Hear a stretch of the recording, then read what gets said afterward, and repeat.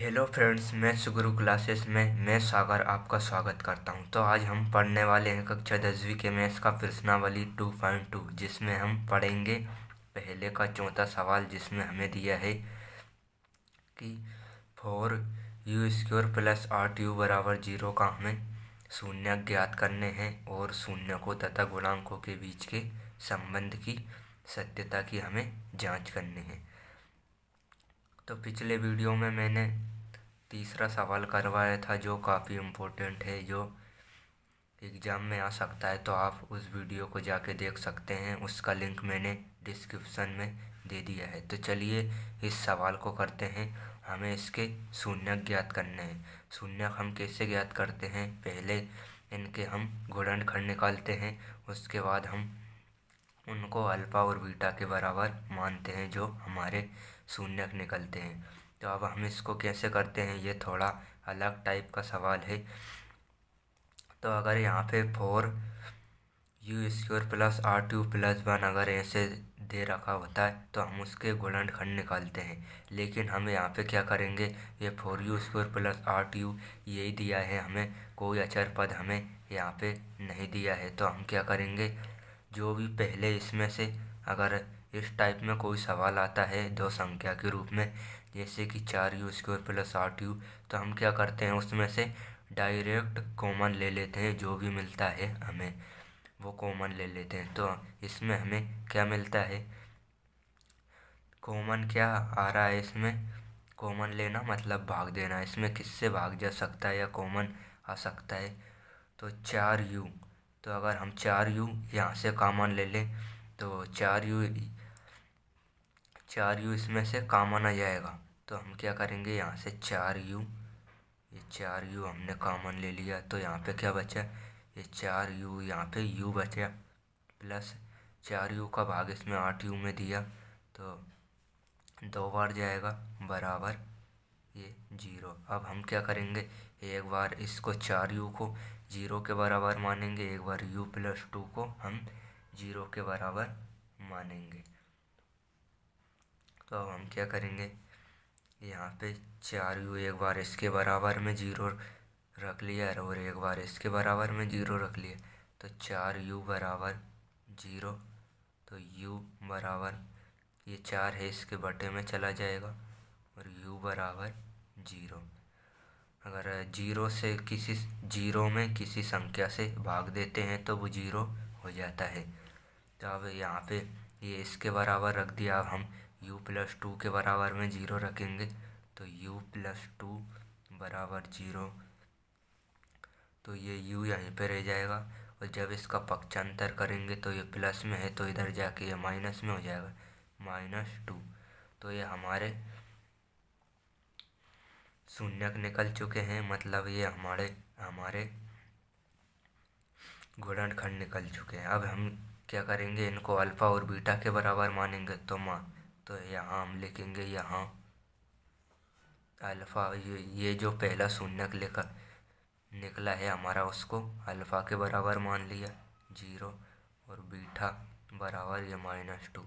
आप अल्फ़ा के बराबर -2 को भी मान सकते हैं और बीटा के बराबर 0 को भी मान सकते हैं। कुछ भी आप अल्फ़ा और बीटा के बराबर मान सकते हैं। ये जो हमारे शून्यक मतलब ये जो गुणनखंड निकले हैं उनको। अब हम क्या करेंगे, हम उत्तर की जांच करेंगे। उत्तर मतलब जो शून्यकों तथा गुणांकों के बीच संबंध की जांच करेंगे, मतलब हम उत्तर की जांच करेंगे। तो यहाँ लिखेंगे उत्तर की जांच करने पर। उत्तर की जांच हम कैसे करते हैं, तो यहाँ पे हमें दिए रहता है शून्यकों का योग। शून्यकों का योग मैं डायरेक्ट यहाँ पे लिख रहा हूँ अल्फ़ा प्लस बीटा। आपको पूरी लाइन लिखनी है शून्यकों का योग, और कोष्ठक में लिखना है अल्फ़ा प्लस बीटा बराबर क्या दिए रहता है, -x का गुणांक। लेकिन x यहाँ पे है नहीं है, तो क्या दे रखा है हमें, x की जगह पे u दे रखा है। तो हम सूत्र में भी लिख लेंगे u का गुणांक, u का गुणांक अपॉन में x² की जगह u² का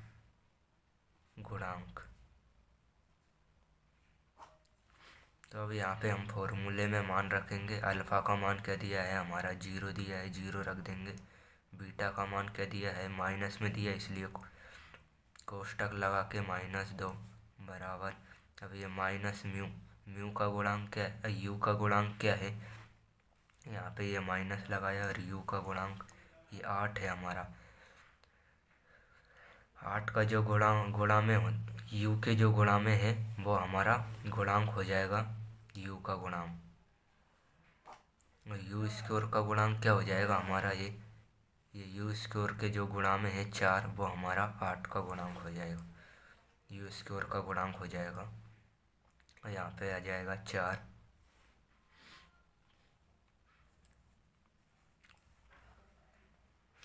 तो हम यहाँ पे इस सवाल को आगे करते हैं, तो क्या आ जाएगा यहाँ पे, ये -2 आ जाएगा यहाँ पे, और ये 8, 4 से 8 में भाग देंगे तो ये 2 बार जाएगा और माइनस का चिन्ह आ जाएगा। तो हमारा ये पहला मतलब योग शून्यकों के योगफल के रूप में इसकी जांच हो चुकी है। अब हम गुणनफल के रूप में उत्तर की जांच करेंगे। तो इसके लिए हम गुणनफल का फॉर्मूला लगाएंगे कि शून्यकों का गुणनफल ये होता है। तो चलिए हम आगे करते हैं इस सवाल। तो मैंने यहाँ पे ये शून्यकों का गुणनफल का फॉर्मूला लिख लिया है। शून्यकों का गुणनफल अल्फ़ा इंटू बीटा बराबर अचर पद अपोन में है एक्स स्क्वायर का गुणांक। तो यहाँ पे अल्फ़ा और बीटा के मान क्या दे रखे हैं हमें, तो यहाँ पे अल्फ़ा का मान हमें 0 दिया था, और गुणा में है बीटा का मान हमें -2 दिया था बराबर। अब अचर पद देखेंगे, अचर पद इसमें देखेंगे हम 4u स्क्वायर प्लस 8u बराबर 0। तो अब हम क्या देखेंगे, इसमें अचर पद ही नहीं है, तो अचर पद की जगह पे हम यहाँ 0 रख देंगे। एक्स स्क्वायर का गुणांक मतलब म्यू स्क्वायर का गुणांक, एक्स की जगह हम यहाँ पे यू स्क्वायर लिखेंगे। तो यू स्क्वायर का गुणांक मतलब ये 4 आ जाएगा यहाँ पे, तो 4। अब यहाँ पे क्या करेंगे, किसी भी संख्या में 0 से गुणा करते हैं तो वो 0 हो जाता है, और यहाँ पे किसी भी संख्या से 0 में भाग देते हैं तो वो 0 हो जाता है। तो ये हमारे दोनों तरफ सेम आंसर आए हैं, इसलिए हमारे शून्यकों के गुणनफल के रूप में उत्तर की जांच हो चुकी है। जो इधर भी 0 आया और इधर भी 0 आया, मतलब हमने जो शून्यक निकाले थे वो हमारे सही हैं। तो चलिए अब हम हमारा ये सवाल कंप्लीट हो चुका है, चौथा सवाल। अब हम 5वें सवाल की ओर आगे बढ़ते हैं, जिसमें हमें दिया है टी स्क्वायर -15। तो इसके हमें शून्य ज्ञात करने हैं। तो इसके लिए हम ये भी चौथे सवाल की तरह ही है। तो इसमें हम क्या करेंगे, यहाँ पे हमें ये 15 टी स्क्वायर -15 दिया है। तो हम यहाँ पे क्या करेंगे, इसको ए स्क्वायर बी स्क्वायर के रूप में एक फॉर्मूला होता है, उसके रूप में हम इसको बना लेते हैं। तो बनाने के लिए हम यहाँ पे क्या करते हैं, तो टी स्क्वायर माइनस हम यहाँ पे ये रूट चढ़ा देंगे इसका 15 का रूट, और उसको इसी रूप में लिख देंगे बराबर 0। तो अब हम क्या करेंगे, यहाँ पे 15 को इस प्रकार लिख लिया। ये 2 बार है, मतलब इसको सिंगल, ये रूट से रूट कट जाता है तो यही बच जाता है, तो इसको हम इस रूप में लिख सकते हैं। ये 2 बार है, तो इसको हम ऐसे लिख के अगर लिखेंगे तो 15 गुणित 15 रूट से, तो रूट से रूट कट जाता है और ये हमारा सिंगल 15 आ जाता है। तो इसको हम ऐसे लिख सकते हैं।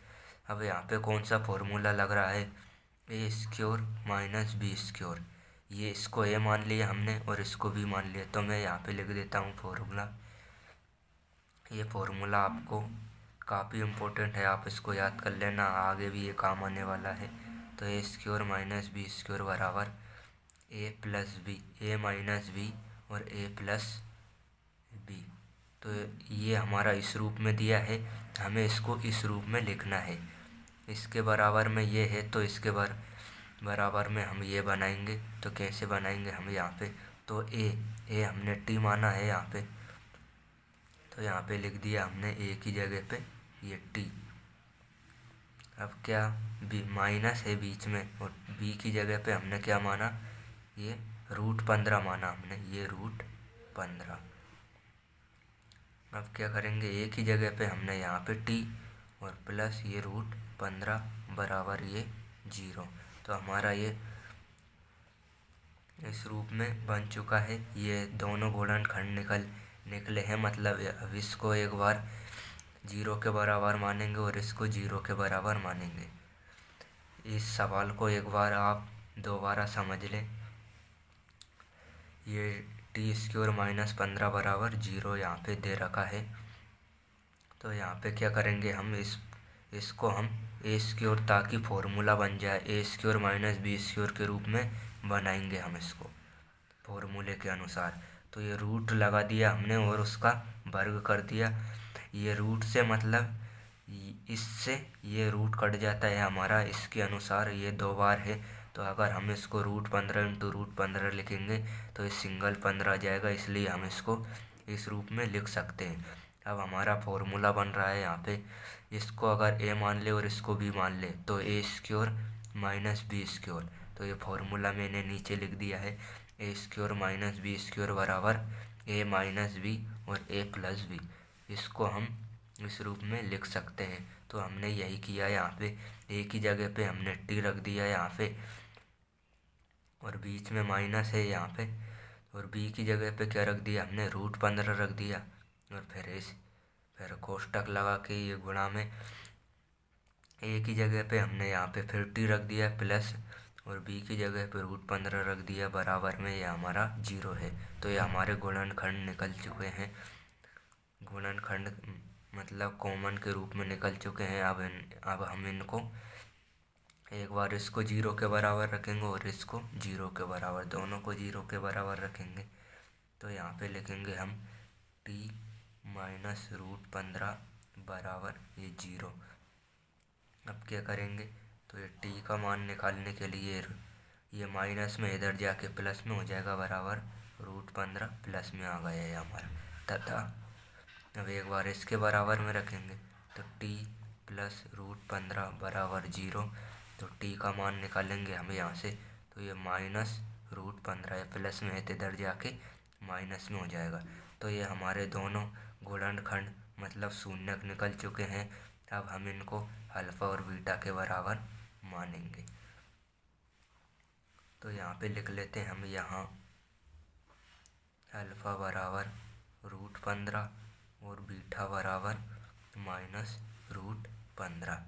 तो अब हम क्या करेंगे, उत्तर की जांच करेंगे। अपने उत्तर की जांच शून्यकों का योग के रूप में, फिर शून्यकों के गुणनफल के रूप में हम अपने उत्तर की जांच करेंगे। तो चलिए इस सवाल को हम आगे करते हैं। तो मैंने यहाँ पे लिख लिया शून्यकों का योग, मतलब अल्फ़ा प्लस बीटा बराबर -x का गुणांक। यहाँ पे हमें x की जगह t के रूप में दिया है, इसलिए यहाँ पे लिख लेंगे t का गुणांक। इसके बटे में है t² का गुणांक। तो हमें अल्फ़ा का मान क्या दिया था, हमें अल्फ़ा का मान दिया था √15 और प्लस बीच में, और बीटा का मान दिया था हमें -√15 बराबर। अब यहाँ पे माइनस लगाया हमने, और t का गुणांक क्या है, हम यहाँ पे वो वर्ग समीकरण लिख लेते हैं जो हमें दिया था। तो t² - 15। तो हम t का गुणांक यहाँ पे हमें t के रूप में यहाँ हमें दे ही नहीं रखा है हमें कुछ भी। तो t का गुणांक हमारा क्या हो जाएगा, t का गुणांक हमारा 0 हो जाएगा। ये क्योंकि यहाँ पे t है ही नहीं है, t² होता, यहाँ पे t² का ही गुणांक है, t है ही नहीं है इसमें। तो t के गुणांक में हमें कुछ भी नहीं दे रखा है, तो यहाँ पे 0 रख दिया हमने। और बटे में क्या है, t² का गुणांक, मतलब ये 1 का t² के गुणा में क्या है, 1 मान सकते हैं हम, तो यहाँ पे 1 आ जाएगा। अब हम क्या करेंगे, √15 ये प्लस माइनस माइनस हो जाएगा, -के 15 बराबर किसी भी संख्या में 0 जीरो में किसी भी संख्या से भाग देते हैं तो वो जीरो हो जाएगा। यहाँ पे जीरो आ गया। ये प्लस में के रूट 15 है और ये माइनस के रूट 15 है, तो ये दोनों आपस में कट जाएंगे। यहाँ पे जीरो आ जाएगा बराबर जीरो। मतलब हमने इनमें से घटा दिया है ऐसे कि प्लस के रूट 15 माइनस 15, तो ये घट जाएगा तो ये जीरो आ जाएगा हमारा। तो इस रूप में यहाँ पे हम लिख दिए। तो अब हम क्या करेंगे, ये शून्यकों के योगफल के रूप में हमारे उत्तर की जांच हुई है। अब हम क्या करेंगे, शून्यकों के गुणनफल के रूप में जांच करेंगे।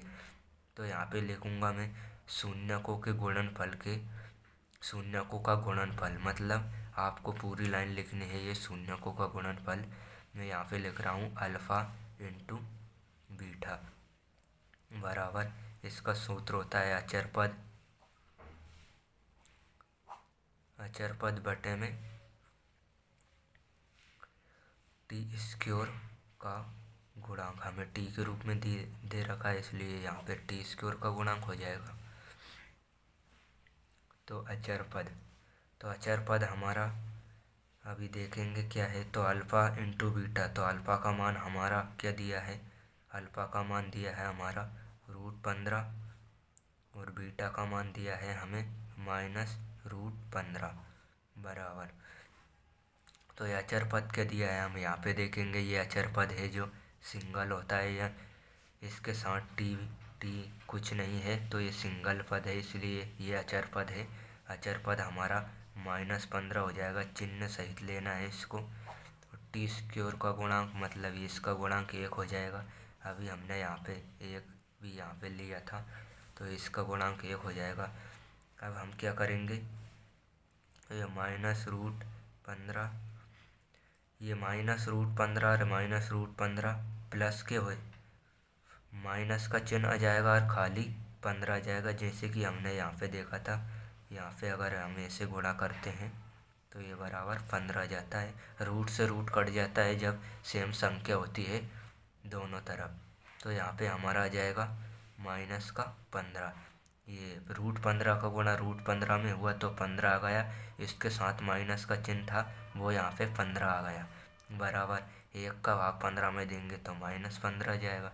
मतलब ये दोनों तरफ हमारे -15 इधर भी आ गया और इधर भी आ गया, मतलब हमारा उत्तर सही है।